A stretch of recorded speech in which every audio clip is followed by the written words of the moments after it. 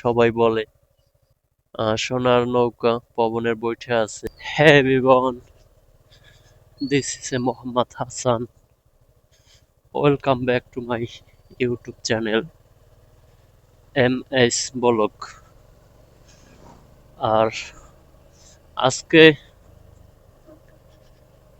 বের হওয়ার উদ্দেশ্য হয়েছে আমাদের যে আমাদের এলাকায় একটা দিঘি আছিল, সেই দিঘিটা দেখানোর উদ্দেশ্যে আজকে বের হওয়া হয়েছে। তো আপনাদেরকে আজকে সেই যে দিঘি সেটা দেখাবো আমি। আর এটা হয়েছে আজকে মনটা অনেক ভালো লাগতেছে। আর মনটা ভালো লাগতেছে যে আজকে এই জন্য যে আজকে অনেকদিন পরে সূর্যের দেখা মিলছে, এই জন্য মনটা আজকে ভালো লাগতেছে। আর হলো মেঘলা আকাশ থাকলে আসলে সবারই মন খারাপ থাকে, ভালো লাগে না।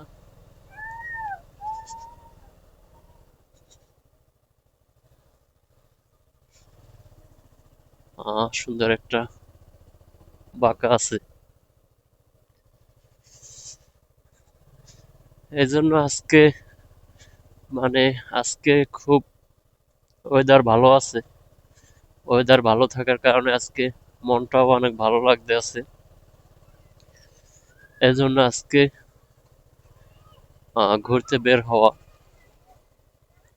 ভাবলাম যে সকাল তো 10টা প্রায় বেজে গেছে, তো আমিও একটু ঘুরে আসি।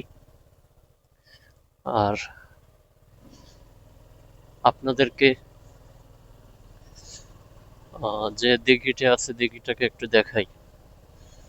আমারও অনেকদিন ঘুরতে যাওয়া হয় না ওইদিকে, তো মূলত আজকে এই উদ্দেশ্যে ঘুরতে বের হওয়া হয়েছে।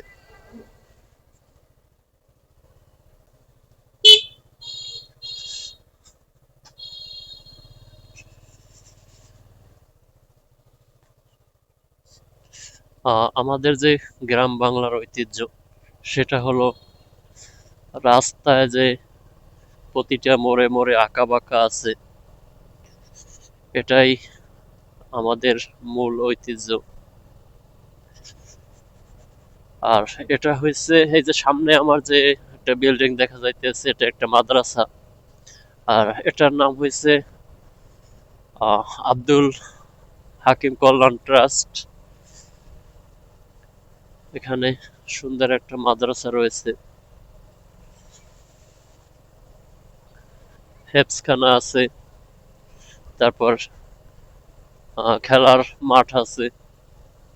তো এখানে সুন্দর একটা জায়গা আছে। আসলে এখন আমি আপনাদেরকে দেখাইতে পারতেছি না, কারণ আমি এখানে এখন নামবো না, এই জন্য দেখাইতে পারতেছি না। গ্রামাঞ্চল, খুব সুন্দর একটা জায়গা, সুন্দর পরিবেশ, দেখার মতো অনেক সুন্দর সুন্দর জায়গা আছে। তো আমি ধীরে ধীরে চেষ্টা করতেছি যে আপনাদেরকে সুন্দর সুন্দর জায়গা দেখানোর চেষ্টা করতেছি।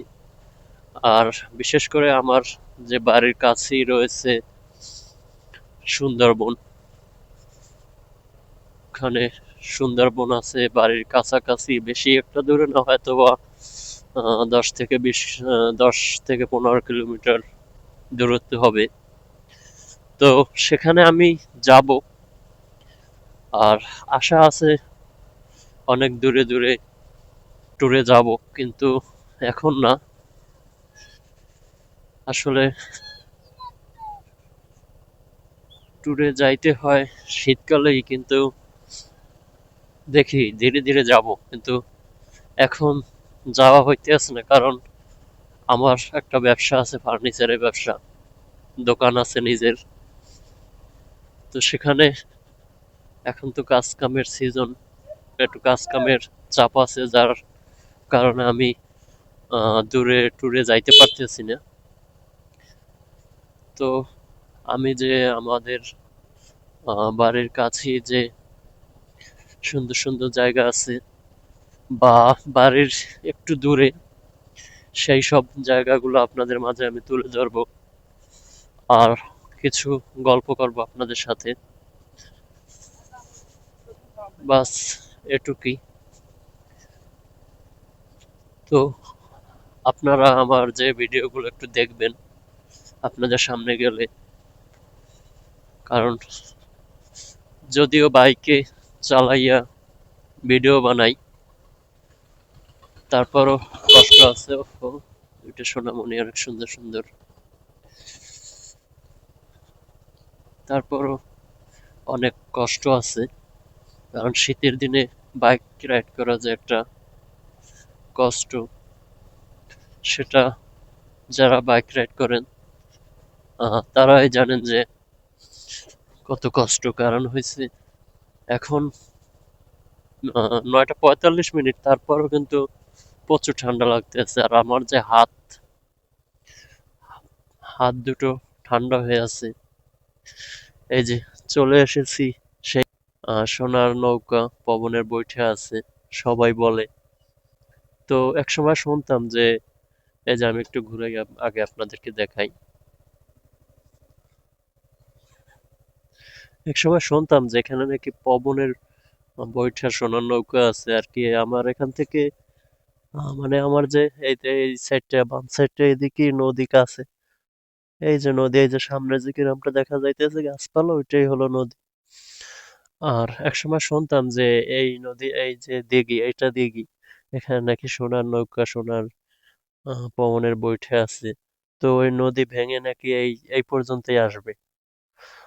ছোট সময় শুনতাম যে নদী ভেঙে এই পর্যন্ত আসবে, ওই যে নৌকার বৈঠা আছে ওগুলো নাকি ভেঙে নদীতে নেমে যাবে, এইভাবে আর কি শুনতাম। কিন্তু নদী তো আর ভাঙ্গা হইতে আছে না, কারণ নদী এখন পাইলিং করে ব্লক দিয়ে পাইলিং করা হইতে আছে, যার কারণে নদী তো ভাঙতে আছে না। মনে হয় যে আল্লাহ আল্লাহ না করুক না ভাঙ্গাই ভালো, কারণ অনেক বসত বাড়ি আছে এদিকে। এই জন্য না ভাঙ্গাই ভালো আমি বলি। এই যে এখানে ভিতরে ঢোকার যে গেট সেটা রয়েছে, এখন এটা সরকারি পুকুর হয়ে গেছে। এই গেট দিয়ে ঢুকে, যাই হোক, এটা তো দেখালাম আপনাদেরকে। এখানে এখন সবজি টবজি লাগানো হয়েছে। তো আসলে আমার জানা নাই যে আসলে সোনার নৌকা পবনের বইটা আছে কিনা, সেটা আমার জানা নেই। তো আপনারা যদি কেউ জেনে থাকেন বলবেন কমেন্টসে আসলে আছে কিনা। তো চলুন সামনের দিকে যাই।